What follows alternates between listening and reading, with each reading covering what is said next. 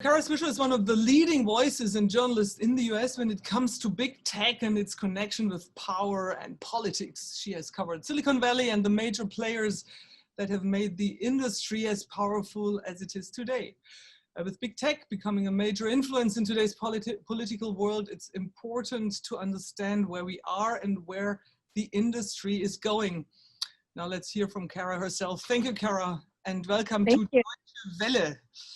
Social media obviously played a big role in the preparation of storming the Capitol. Do you agree January 6th is kind of the 9/11 for social media? Well, I don't know. I think it's a 9/11 for a lot. It's not. I don't want to compare those crises. Because that was the amount of deaths that thing was really quite amazing. But it is a moment to reflect on the impact of not just social media, but media in general on getting people amplified and weaponized. And I think that's really what it was. And a lot of, look, Donald Trump being down at the White House, yelling at them to do that was just as important as what had prepared them to feel that way and act once he said, gave the go word, essentially. And so what these people have been doing is they've been inhaling and been flooded with all kinds of misinformation, lies, a lot by Donald Trump, but a lot everywhere. And so they've been surrounded by lies. And therefore, when he said, go fix it, he had softened them up. He and others had softened them up to do what they did. And I do think people have free will, but when you get into a mindset and you believe it because you're surrounded by media that's telling you that what's happening is being taken to, it's not as confusing to understand why they did what they did. They look like idiots, but are they, or are they people that were just incredibly manipulated? And that's something obviously Germans know about really well. And so this idea of constant reaffirmation of things that are untrue created this situation that led to that, for sure. Kara, is the tech industry at all complicit in allowing the storming to occur? What's your take on that? Yeah, I think one thing that you have to separate is two things. They may have done the right thing by deplatforming Donald Trump in this moment, but everything that's led up to it has been because they haven't done anything, and they have allowed everything to go on, including all this misinformation, including the behavior of Donald Trump and his minions. You know what I mean? It's an entire network where misinformation bubbles up and bubbles back down. And so, yes, the way they built their platforms has caused this situation to happen. Giving them kudos for finally doing the right thing. I'm not sure you get a kudos for doing the right thing, which is, in this case, it's the correct answer. But it also points to the fact that how much power these companies have, and way too much power, that sometimes they make the right decision, but boy, do we not like that it took two companies to shut this down, just two people. And that's problematic in this country. Do they have to rethink their whole model? I mean, now is they're kind of also taking over by all these conspiracy theories, and would you say that? And yes. If so, how? Well, everyone's sort of like, how could this happen? Everything was built this way. The way it is built is the way it is behaving, because it reflects humanity. And anytime humanity gets any kind of tool like this, the abuse of it is usually right away. And so I think one of the things, it's built around advertising, it's built around engagement, it's not built around community, even though they say it is. And so therefore, what has happened is what should happen, because this is the kind of tools they build. And so the question is there engagement-oriented business plan, a good business plan in this highly politicized age? And also, if engagement along with addiction of these platforms and things like that lead to this, enragement is not really a business we need to be in, and it leads to enragement inevitably, and not to the better outcomes that they say they could lead to. It doesn't. There's so much proof of where this goes. But it is their business, business model. So how could they change that?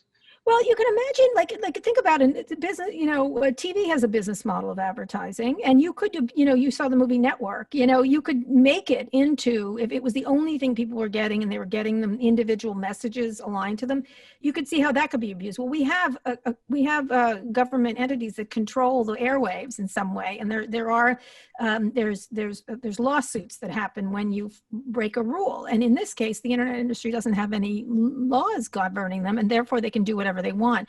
Every other major media, as much as we go on about freedom of speech here, every media has some strictures on it, and we have to figure out what the strictures are for this media. And it's going to have to come from government, not from them, because they can't self-regulate. So, Kara, we often talk about we need more regulation on these big, overpowerful companies that were actually allowed to become so big in the past.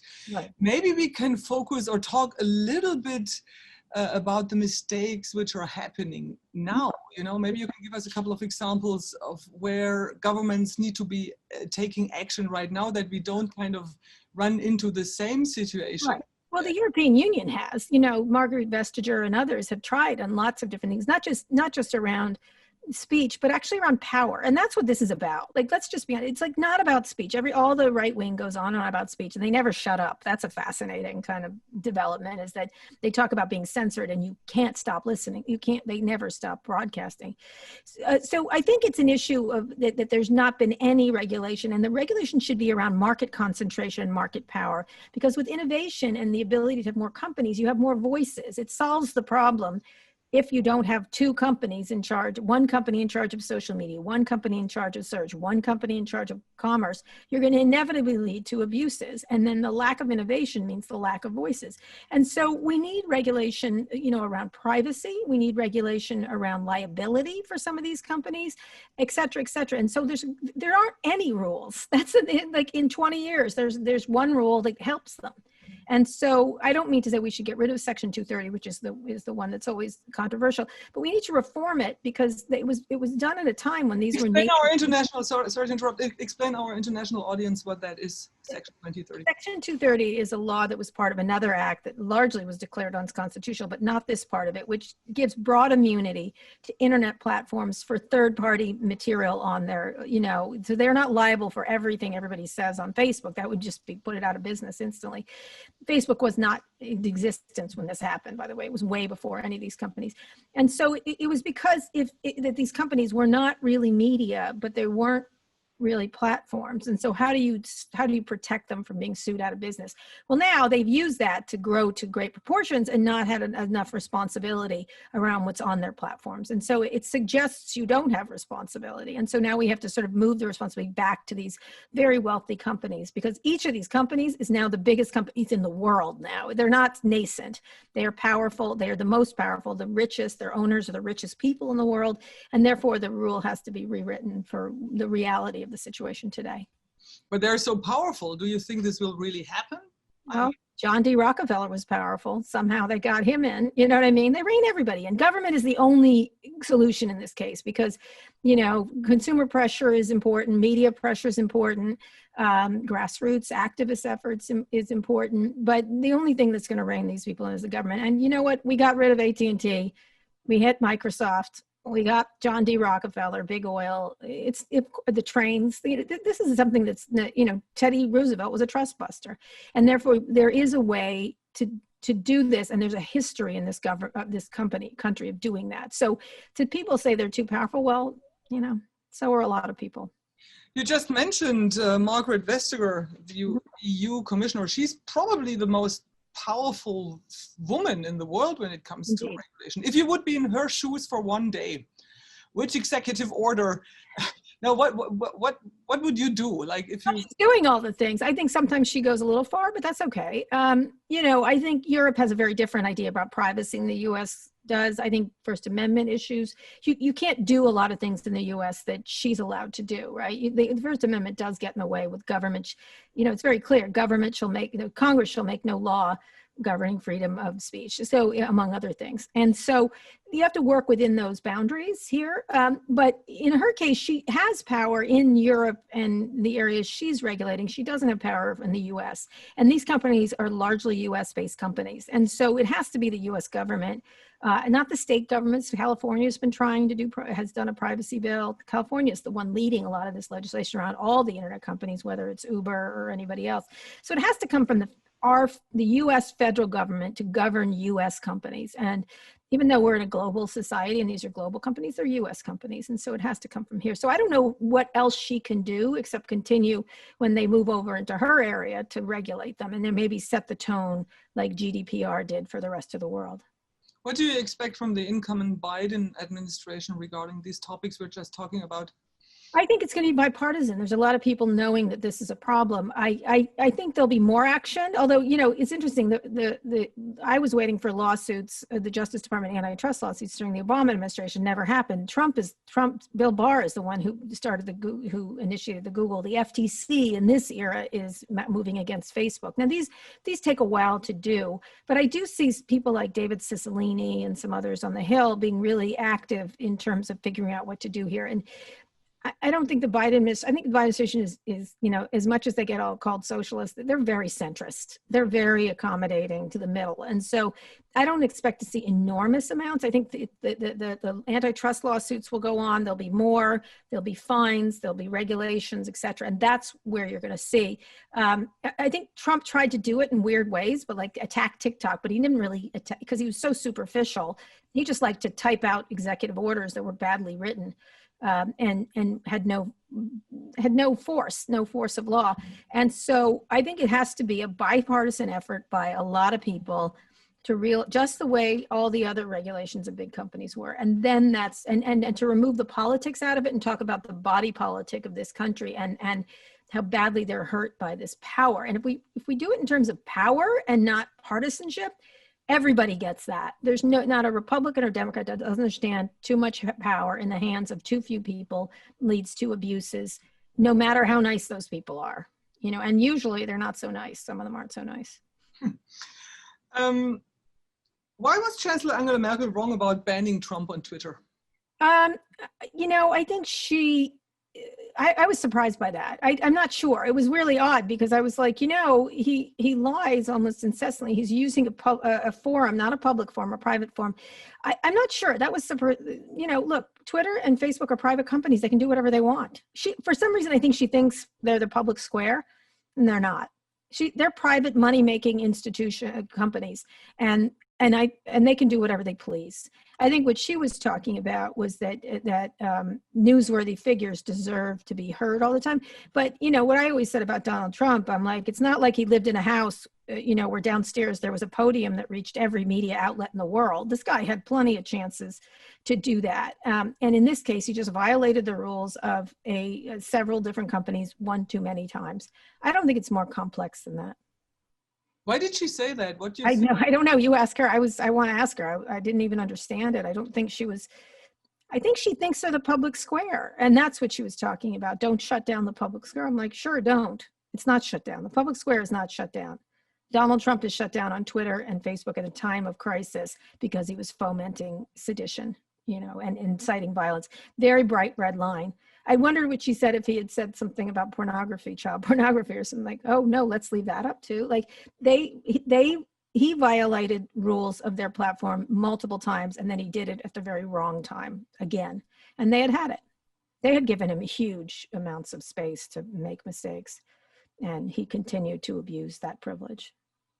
But Kara, to challenge you a little bit in that regard, so on the one hand, you say they're far too powerful, and then you say, but they still should have the power to regulate and ban people. I'm talking about. So, yeah, so shouldn't that I think there should be more of them. There should be more of them so people have options, right? That's what I'm talking about. You have to separate out the two. There's if they made the right decision in the moment based on the fact they're private companies, this guy violated at the time, they don't want to have terrorism on their hands, right? They don't want to have facilitated terrorism, and that's what this was. And so they can make that business decision in the moment. I think they had that, but the fact that it was two people that stopped it, and that's the only two people we could go to, is the problem. And so you have to separate in the anger of the moment. You have to separate out what the problem is. The problem ultimately is power, too much power in the hands of too few.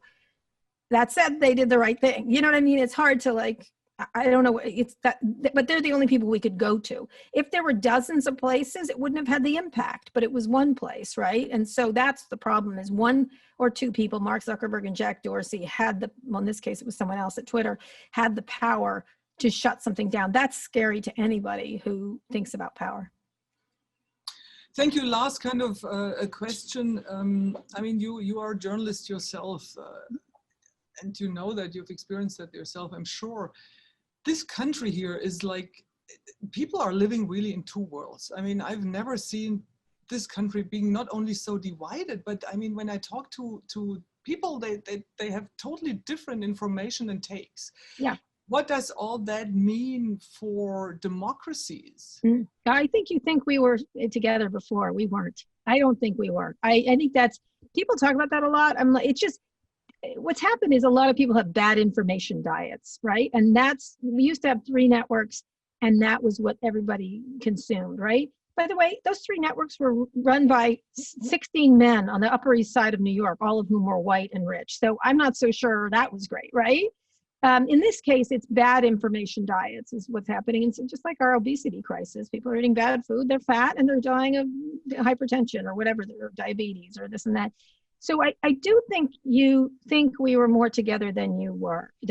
I don't think we were at all. I think we just weren't hearing from those people. I think they were down somewhere else where they weren't able to communicate with each other. And now they share information, a lot of which is dangerous and bad. And that's the problem, I think, really. But I think this idea that the US was always one big happy country is not a country I lived in for a long time, and so I think it's just, you can see it now. You can see it because it's all, people Instagram the revolution, not the we would call it a revolution, the insurrection, the coup. The people are broadcasting the coup, but they thought that before, and they did have distrust for government. And Donald Trump just scratched an itch that was already there. But I was down there at the mall on January 6th, and so many people are just convinced that the elections were stolen, that they're rigged and all that and then I asked them, so where do you get your information from? Oh yeah, from the internet, from my Facebook groups. Yeah.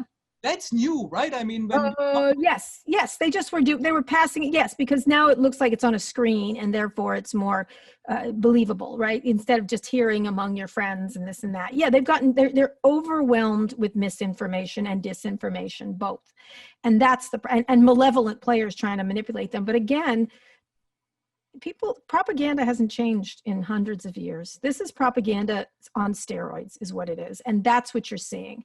And again, look, Mussolini didn't need the internet to do what he did. Hitler didn't need the internet to do what he did. But imagine if they had that. Imagine if any autocratic leader back in the day had that ability, not just to use force, physical force, but to use mental force in a way that is turbocharged. Boy, that would have been something terrible. Yeah, but talking about the future of this country, I mean, how can Joe Biden or whoever is in charge bring kind of people together, at least on a common ground where they talk about facts and the reality, if they just live in totally parallel worlds? Again, I think they've already been doing that because, there's a lot of people who don't believe the moon landing happened, right? Or they believe in Sasquatch or whatever. This is just a more malevolent strain. It's like a virus, right? It's the same, but it's not different. I don't know. I think there are some commonalities that people do have about, I think this insurrectionist coup has made everybody go, wait a minute, no. Like maybe I should rethink. And I think there's certain people you're just never going to reach. There's a 20% of our country who is just uneducated, ill-informed, and will not believe no matter what you do. If you don't think that was there, I know it was there. I'm relatives with some of them. So, they were as dumb as a box of hammers before this. And now they have, like, I get sent stuff and I'm like, this is from Russia. This is from here. And so I think when confirmation bias is really important among these people. And so if they're all saying it together, they all believe it. There was a friend of mine who had, I'll leave you with this example, who lived in a small town in Indiana, moved to DC, but there's a Facebook group for this town. And during the Black Lives Matters protests, there was a whole thread on this Facebook group of the town saying, Antifa is coming here in buses to this town. No one wants to go to this town. Like, we're going to come here and they're going to ruin downtown. We need to board up downtown. This is going to happen. And she was on there. She's like, why would Antifa want to come to our shitty little town? Right. You know what I mean? They were convinced they were going to do the same thing with the caravans or whatever. And it didn't happen, of course, because what the hell? Why would they want to? Like, nobody, literally, taking this Indiana town was in nobody's interest to do. And after it happened, she's like, look, see, didn't happen. Like, and they were like, well, yeah, because we warned everybody. Like, they just can't, you cannot, if you're so wrong, you can't admit you're wrong. That's where the danger is. Like, there's always somewhere there's going to be a confirmation bias somewhere in the ecosystem. And now you can click on a button and get that confirmation bias. And that's the problem, is you can always find proof of your lunacy. Just recently, so QAnon was wrong about Donald Trump winning. QAnon was wrong about this. You know, they keep being wrong, and they have to explain their wrongness. So they've got to come up with a new plot. The new one, which is crazy, which I just heard of, is that if Joe Biden is put in place, I hate to even repeating this, but this is what they're saying. If Joe Biden is inaugurated, it's actually Trump, because they switched faces. That's their new thing. They switch faces. I'm like, that was a movie with Nicolas Cage and John Travolta. It's called Face Off, you friggin' idiots. Like, that's where they go. They can't be wrong. And so they come up with more and more outlandish plots. And less people will believe that as time goes on, as wrong they were. And I think the violence, you can see the polls. People are like, no, we're not, this isn't us. And there is a factor of that in the American, we have a virus, we handled it badly. We're going to get better at some point and maybe reflect on what we did wrong. So hopefully that'll work out. We'll see. Who knows? Who knows, Kara? Will Trump start his own kind of media outlet? I think he's lazy and fat. I don't know what else to say. I mean that as a mental state, also a physical state. But I think he's lazy, old, and fat. And good luck. It's a lot of work to start a media company. You know what I mean? Like, he can talk about it. He's one of those people. Like, every one of his executive orders had no force of law, nothing. TikTok's still going, like the 230 still going. There's no wall to speak of. Mexico didn't pay for it. He can talk all he wants. It's really hard to start a media company, and bon chance, I say. Good luck, sir. He doesn't speak French, but good luck. Good luck. I'll believe it when I see it. How's that? Kara Swisher, thank you so very much for your time, and talk to you soon. All right. Thank you, Ines.